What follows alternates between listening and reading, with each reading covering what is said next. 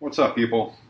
All right, so in preparation for working with the cardboard, I just wanted to go over some of the materials, some of the tools we'll be working with, and a couple tips too.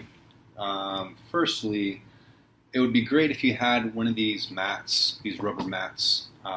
This will save you the risk of making, I don't know, damaging whatever table you're working on. As well as it's a safety precaution. It's kind of got a non-slip kind of texture to it. So when it comes to working on your project with this, you're going to reduce the chance of things sliding, slipping, making a mistake. And more importantly, it's going to reduce the risk of you cutting yourself, injuring yourself when you're working with utility knives. So hopefully you have some kind of a rubber mat. That would be really ideal. Secondly, a metal ruler. Right? These are really important because when you're working with the utility knife and you're cutting along the edge of the ruler, if you're working with a plastic ruler or a wooden ruler, you run the chance of this gouging into your ruler, and that can cause a number of different problems, right? So getting the metal ruler is ideal. Again, it's also a safety precaution. So there you go, rubber mat, the ruler. When it comes to utility knives, there's a range of different styles of utility knives. Both of these ones are pretty basic, and I'm sure you've seen these ones before. Each of these have the snap-away, breakaway blade. You can see it's got the grooves in it.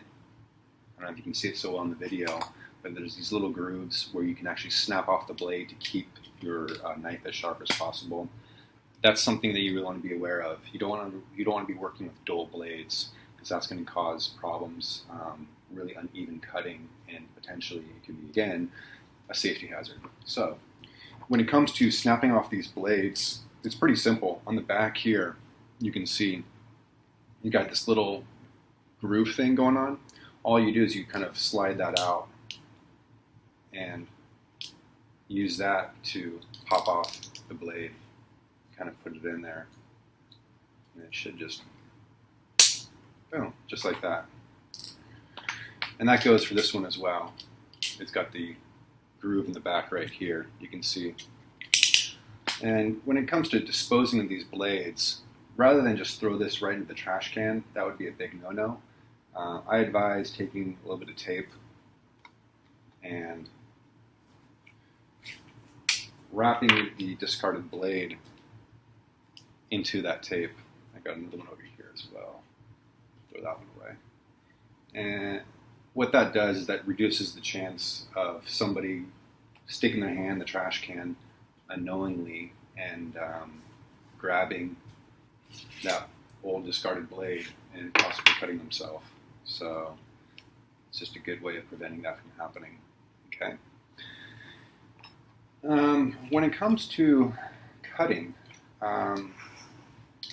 firstly, it's always good to measure twice and cut once, I say. So let's say this is the piece of cardboard we want to cut. This cardboard, as you can see, it's 2-ply, right? So it's a little bit thicker. And with the mat, another thing that's great about these mats is it's really easy to line it up and cut, use the lines on the mat to cut what we want. So 2 centimeters, 2 centimeters, line up my ruler, bam, bam. Don't even need to do any more than that. Use a pencil, mark your line. Looks good. All right. Now when we're cutting, it's not a sword. We don't need to have the blade out like we're gonna chop down a tree. And so 1 notch is far enough. Having 1 notch out gives you 2 notches here. That should be plenty of space to cut through the thickness of this cardboard. All right, so just be aware. When we're cutting, never let your fingers come over the edge of the ruler. That might seem like common sense, but believe me, I've seen it happen all too often, where people are not paying attention, and next thing you know, your finger's right in line of the path of the knife, and that's going to be a big problem, obviously. So make sure your fingers don't cross over that line. 1 finger at the top, thumb at the bottom. I like to press down, keeping it nice and firm, right in place. Here we go. Make sure your lines are accurate where you want it to be.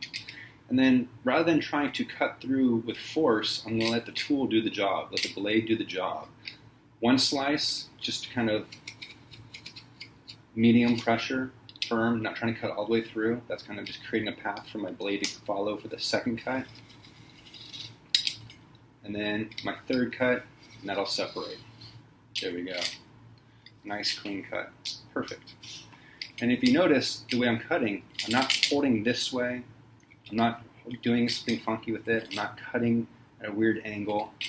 Holding it, 3 fingers at the bottom, thumb over, and then my forefinger on the back of it, right?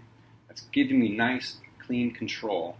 Always pulling towards you, not at yourself, kind of pulling towards you, not this weird sideways thing. If you need to cut at a different angle, rotate, and then if I wanted to cut this way, I'm going to rotate my cardboard so I can still pull it towards me, all right?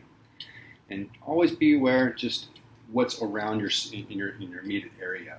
If there's people standing next to you, anytime you're working with a knife, just be really observant that there's no distractions and reduce the possibility of any kind of mistake or accident. All right? Okay, guys. Hopefully that makes sense. And I really encourage you to get these basic materials because this is going to make your project so much easier to work with if you have this. All right. Thanks, you guys.